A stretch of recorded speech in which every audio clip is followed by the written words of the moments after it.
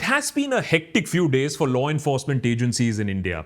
On the 2nd of October, it was the National Investigating Agency, the NIA, that raided over 60 locations in Andhra Pradesh and in Telangana, including homes of human rights activists and researchers, in connection with allegations about providing financial and logistical support to Maoists. One arrest was reported.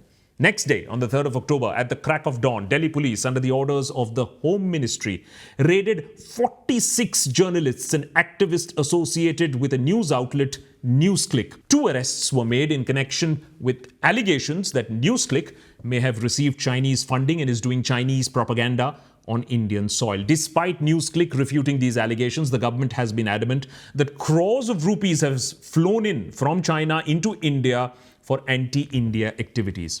Then, on the 3rd of October, it was the turn of outspoken Aam Aadmi Party MP in Rajya Sabha, Sanjay Singh, to be picked up by the Enforcement Directorate. Earlier, he had been suspended from the upper house of parliament for disrupting proceedings, basically asking too many questions. This time, the allegation from the government was far more serious, that he had a role to play also in the infamous Delhi liquor scam, the same scam for which former Delhi Chief Minister Manish Sisodia has been in jail for a very long time. Interestingly, this arrest comes at a time when the Supreme Court of India has been asking tough questions to the Enforcement Directorate about what real proof does it have against Manish Sisodia while listening to his bail plea.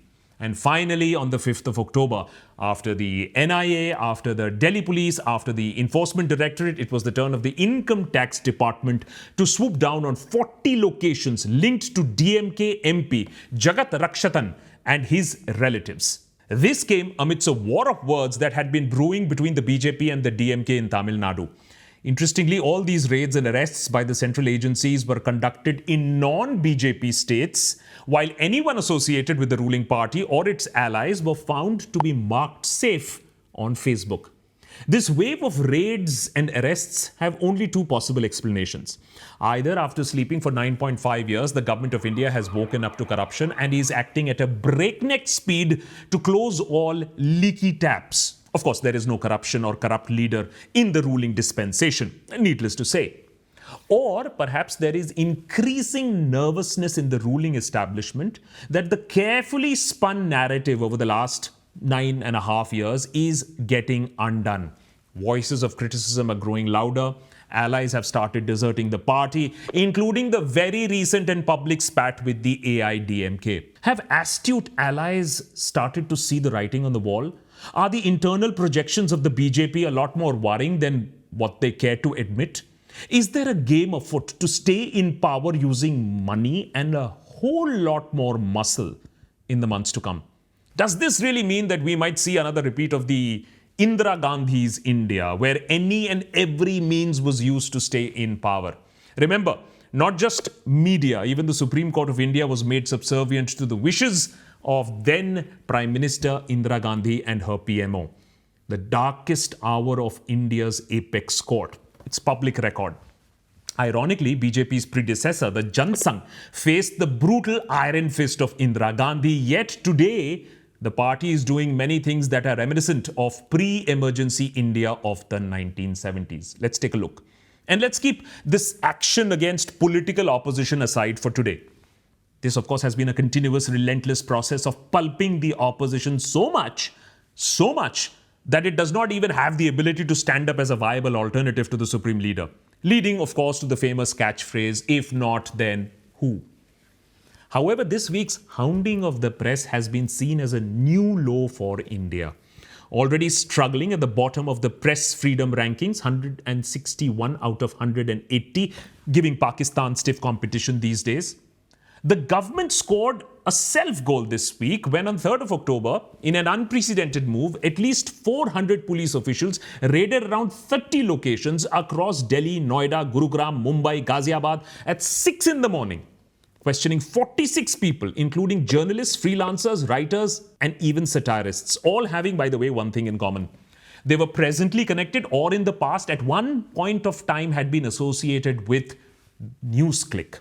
Now, this included part-time writers, part-time freelancers, even graphic artists. If true, this conspiracy to bring down India seems is running very deep, and also is being done by freelancers. One would pity a nation that was so weak so as to be singed by freelancers working in a very small digital news outlet. However, after 10 hours of questioning, most of these people were let off, but not before many of their homes had been searched, their electronic devices confiscated. This highly controversial step, despite the Supreme Court having rapped the government for not informing the apex court about what exactly are the guidelines for confiscating electronic devices and what protections does the citizen of India have against data being planted on those very same devices that have been confiscated to implicate them in the future. Something not totally unheard of, especially for those who have read about the Bhima Koregaon case, or those of us who know about the power of Pegasus and government-deployed spyware. But let's be charitable. Let's trust the government and trust the security agencies.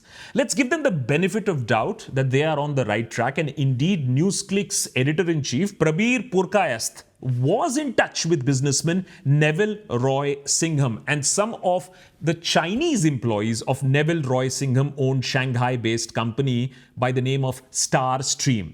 They did exchange mails that planned to show Kashmir and Arunachal Pradesh as not part of India so as to undermine the unity and territorial integrity of India. Now, if this is so, this is a very ill thought of plan to destroy or undermine the unity of India, because Newsclick anyways has a very limited viewership. However, this is what the police has claimed in its application in court seeking 15 days of remand for these two accused.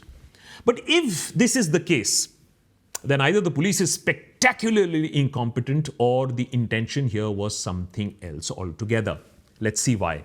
Number one, even if money had changed hands, the government did not really need to make this a terror, a UAPA case, a draconian case. The ED would have been enough. However, in terror cases, the government can detain citizens without giving valid proof, without giving enough information. Later on, you can release these citizens also without any explanation. Right now, it seems that a lot of government action is based on an article published in the New York Times that links Newsclick to Chinese money. Now, if this is the case, it is really tragic, because usually any report published in the New York Times or Washington Post or any other foreign media is seen as negative propaganda against India. But this time, it seems that it has been taken as the gospel, as the word of truth.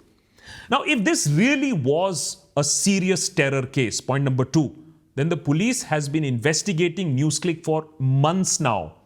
Why is there a hesitation to share a basic FIR copy? It's the most basic requirement of a nation that has rule of law. 2 days after his arrest, his lawyers, the editor-in-chief's lawyers, are running around for a formal FIR copy to know exactly what the charges are. This, even as bits of the charges and FIR is being leaked surreptitiously to the media. Point number three, even if the editor-in-chief of Newsclick did some hanky-panky, there is a larger question. Why raid the houses of 46 people, including those who may have just given an article or two to the organization? What was the police trying to get out of them? Financial details from China? Or was this really part of a psyop to silence the media? Because this is something called the chilling effect, where the media is given a loud and clear message. This is what we will do to you. This is what we will do to publications, to reporters who dare to ask too many questions. Point number four. What really stinks in this whole episode, besides the confiscation of devices, raiding the houses of even freelancers, or arrests without giving an FIR, is the kind of questions that these journalists were asked by the police. Do you cover the CAA protest? Did you cover the farmers' protest? Did you visit JNU? Did you write on Delhi riots? Did you write on oxygen shortage? It seems that the police really wasn't bothered about China funding. Rather, what the journalists thought about the government and its policies. What was their political stand? You may not get this news at 9 p.m. on mainstream media, but not the first time that independent question and independent media has been hammered down in this country. The Supreme Court had to come to the defense of Kerala's Media One news channel and journalists like Siddiq Kappan. The charges against them were vague and in the name of national security. National security that has become this bogey using which anyone can be hammered down, no questions asked.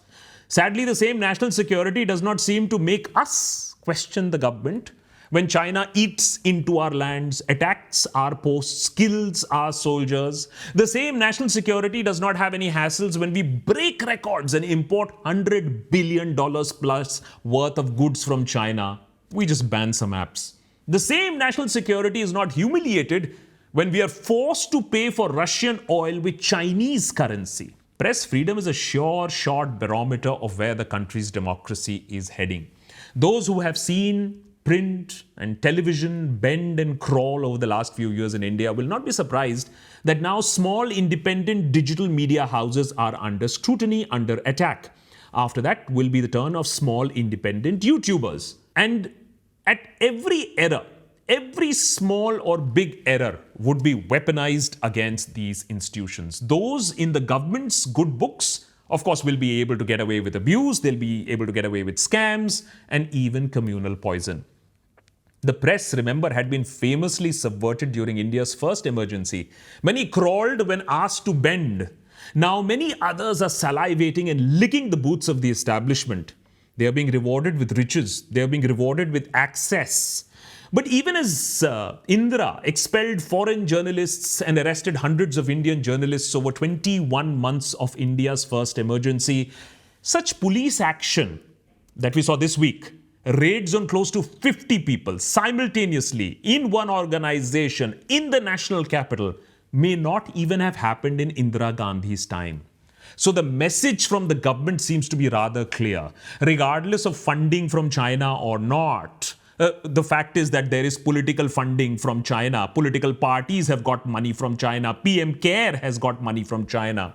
Regardless of all of that, we basically want to come after those who are relentlessly questioning the government, and we will use the sledgehammer against those who can dent the party's chances before 2024.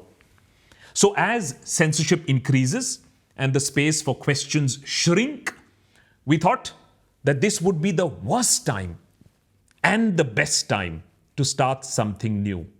Some of our friends are calling this new channel an act of stupidity. Maybe they are right.